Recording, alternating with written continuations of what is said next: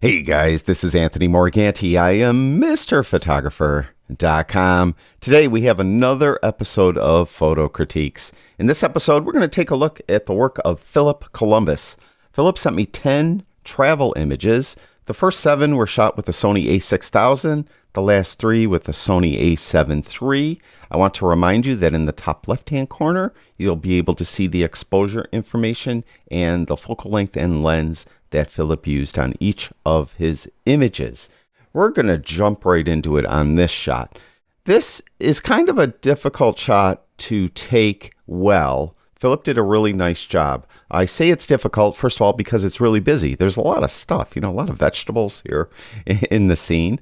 Also, a lot of mixed light sources, so the white balance is off. So my only recommendation, well, I have 2 recommendations. First of all is see if you can work on the white balance a little. It just is off, but it's going to be difficult because there are different light sources. You have fluorescent lights, incandescent lights. There's like kind of a little shot up here of outside. So there's some, natural light outside. So it's difficult probably to balance this properly. Also, we have a person kind of just sticking into the image a little bit. Wait another, split second till that person is out of the image. Then with that said, because it's such a busy scene, we need something else in the scene for us to grab our attention, and that would be a person.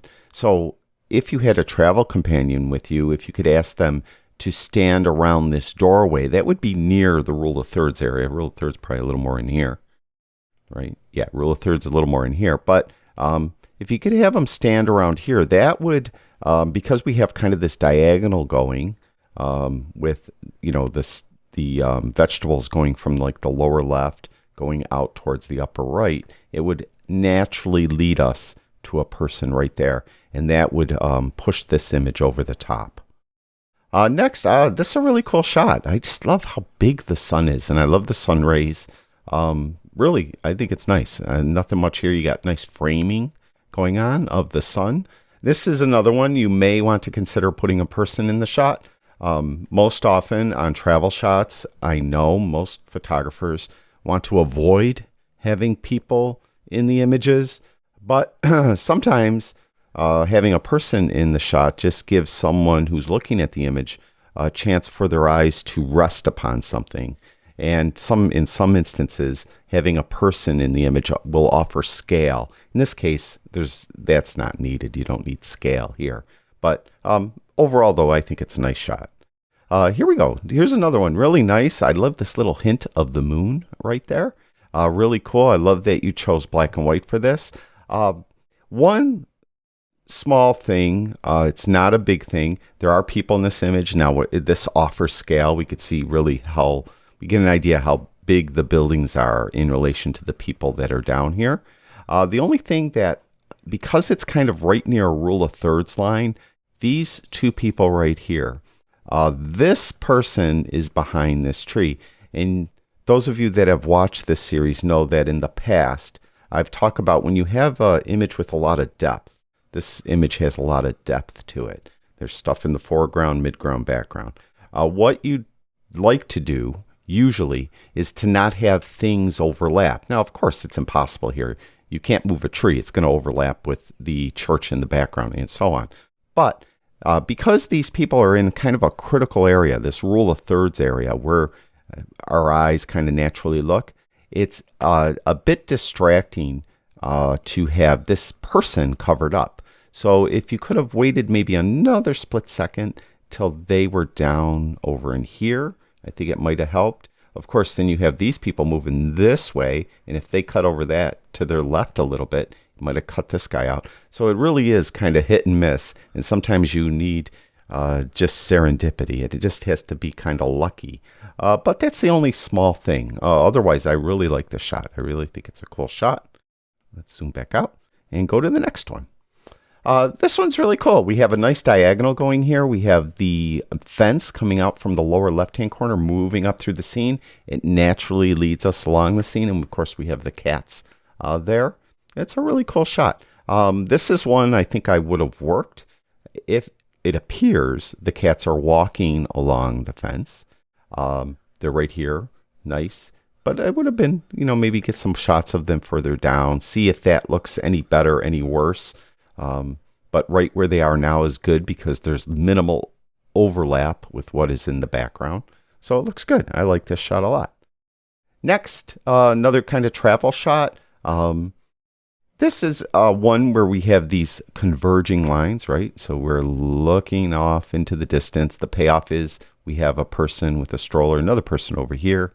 We have some colorful bags out there as well. So it's I think, a nice shot. My eyes were drawn immediately to that cat right here because that, again, is near a rule of thirds line. It's a little more to the right. But it just gives you kind of an idea of this general rule of thirds.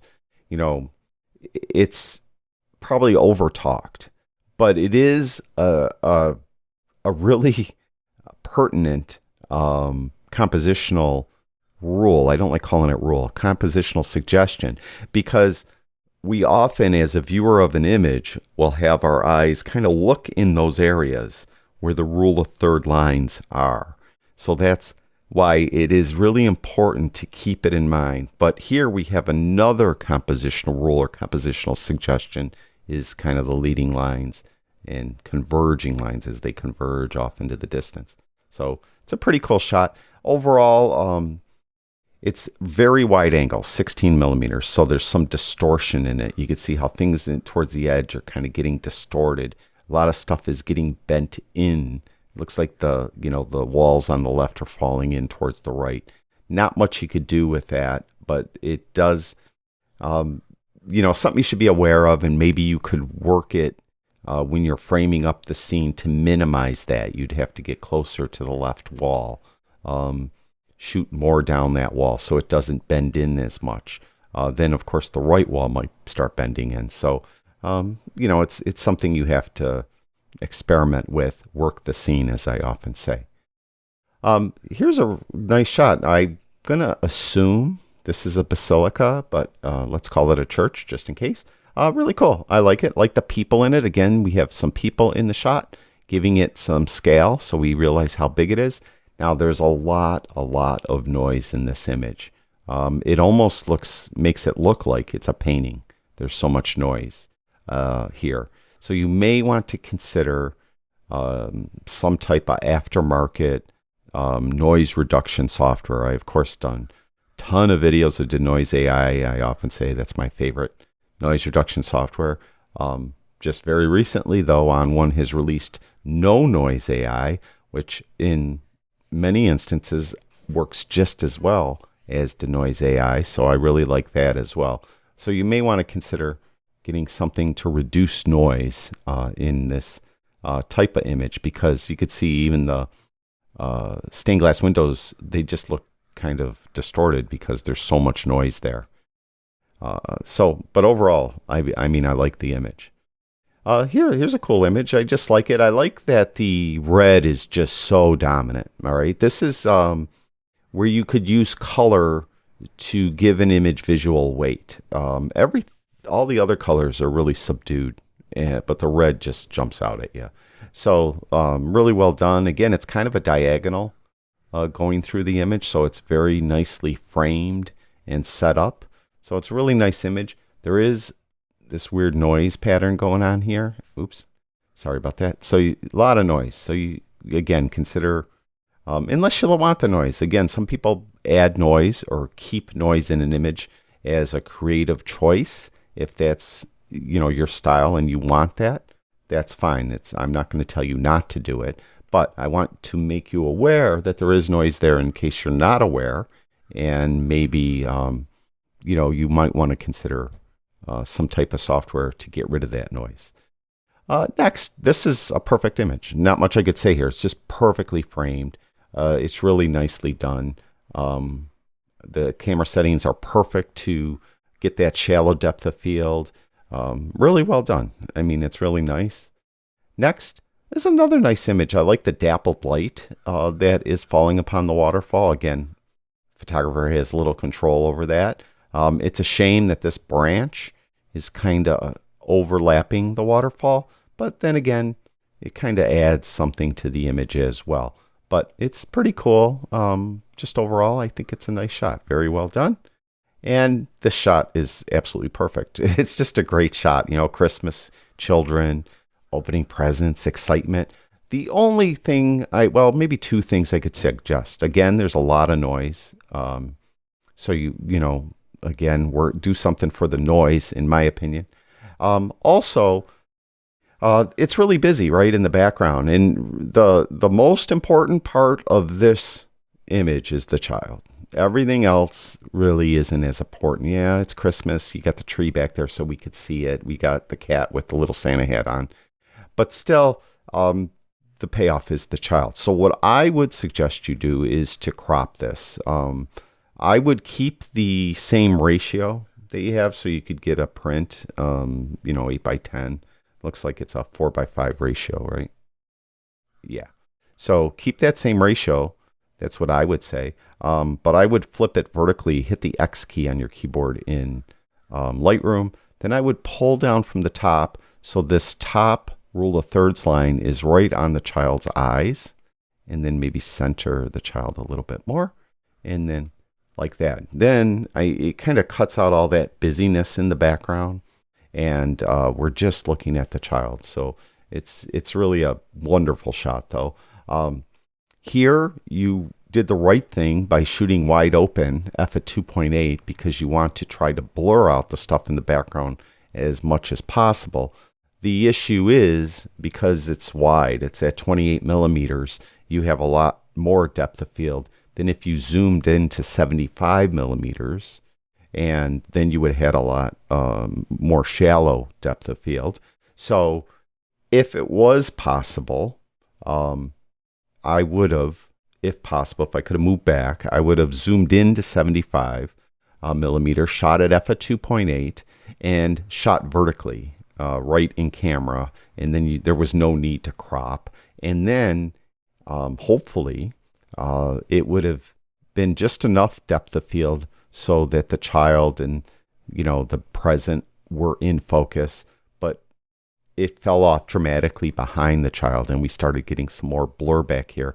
And there wasn't like the distracting cat in the corner and stuff like that. Of course, you could help this along too by going to the effects tab and putting a vignette on it.